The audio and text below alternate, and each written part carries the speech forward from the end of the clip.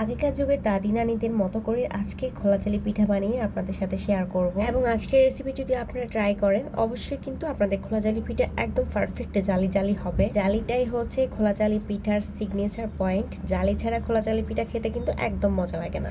এখানে আমি 4 কাপের মতো চালের গুঁড়ি নিয়েছি আর চালের গুঁড়ির মধ্যে পরিমাণ মতো লবণ দিয়েছি। এরপর আমি কুসুম গরম পানি নিয়েছি। কুসুম গরম পানিটা হচ্ছে আপনি জাস্ট কয়েক সেকেন্ড আপনার হাতটা পানির মধ্যে চুবিয়ে রাখতে পারবেন। এই টাইপসের পানি হতে হবে। থেকে বেশি গরম অথবা ঠান্ডা হলে কিন্তু আপনার খোলা জালি পিঠা পারফেক্ট হবে না। চেষ্টা করবেন পানি মেশানো কাজটাকে হাত দিয়ে করতে, এতে করে আপনার আটাটা মানে ডোটা খুব ভালোভাবে হবে। চামচ দিয়ে করলেও কিন্তু সমস্যা নেই, আমার কাছে হাত দিয়ে করাটাই বেস্ট মনে হয়। এখন আমি দুটো হাঁসের ডিম নিয়ে নিয়েছি। টিপস আপনাদের সাথে শেয়ার করি। খোলা জালি পিঠা কিন্তু হাঁসের ডিম দিয়ে বেশি সুন্দর হয় এবং খেতে মজা হয়। তবে ফার্মের মুরগির ডিম দিয়ে যে হয় না তা কিন্তু না, ফার্মের মুরগির ডিম দিয়েও খুব সুন্দরভাবে খোলা জালি পিঠা হয়। এইভাবে আপনারা ডিম ব্যবহার করবেন। আমি যেহেতু 4 কাপ চালের গুঁড়ি নিয়েছি আজকে, তো আমি দুটো ডিম ইউজ করছি। এর থেকে কম যদি নিতাম তাহলে একটা ডিম দিতাম, আর এর থেকে যদি বেশি নিতাম তাহলে কিন্তু ডিমের পরিমাণ আরেকটা বাড়াতাম।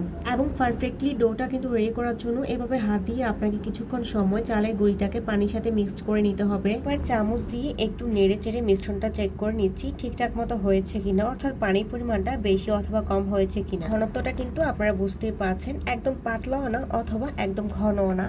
5 মিনিট আগে চুলে আমি খোলাটা বসিয়ে দিয়েছি। মাটির খোলায় বানানোর অবশ্যই চেষ্টা করবেন। অনেকে ফ্রাই প্যান কিংবা মোটা কড়াইয়ের মধ্যে বানিয়ে থাকে, তবে ওগুলো আসলে খোলা জালি পিঠা বলে আমার মনে হয় না, কেমন জানি নরম নরম যায়। খোলা জালি পিঠার মেন উপকরণই হচ্ছে খোলাটা, মানে মাটির খোলাটা। সো এটা যদি ব্যবহার না করেন তাহলে আর এটা কিসের খোলা জালি পিঠা।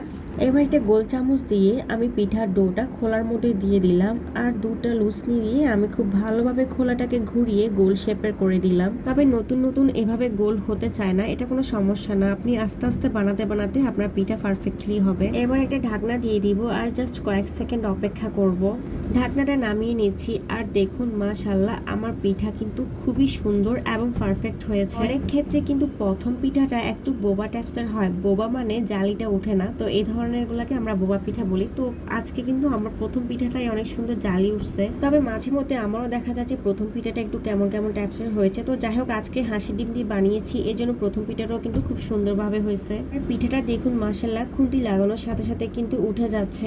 আজকে আমি বারান্দায় বসে বসে ভয়েস দিচ্ছি, এই জন্য আমার ভয়েসটা একটু কেমন কেমন জানি হচ্ছে, আর বাইরের নয়েজটাও শোনা যাচ্ছে। সো এটাকে একটু ক্ষমা সুন্দর দৃষ্টিতে দেখবেন। এবার আমি সেকেন্ড পিঠাটাও দিয়ে দিলাম একই প্রসেসে। আপনাদের বোঝার সুবিধার্থে আমি আরেকবার শেয়ার করে নিচ্ছি এভাবে।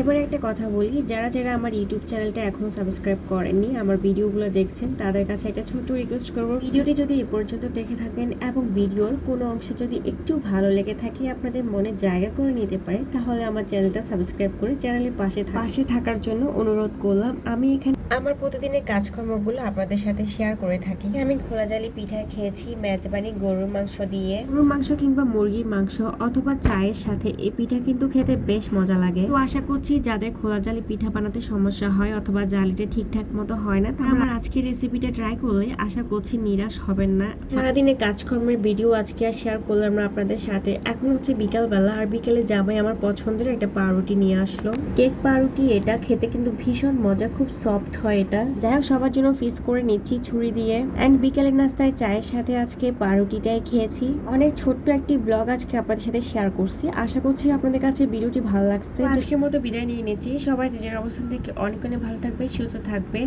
আমার জন্য দোয়া করবেন। আল্লাহ হাফেজ, টাটা।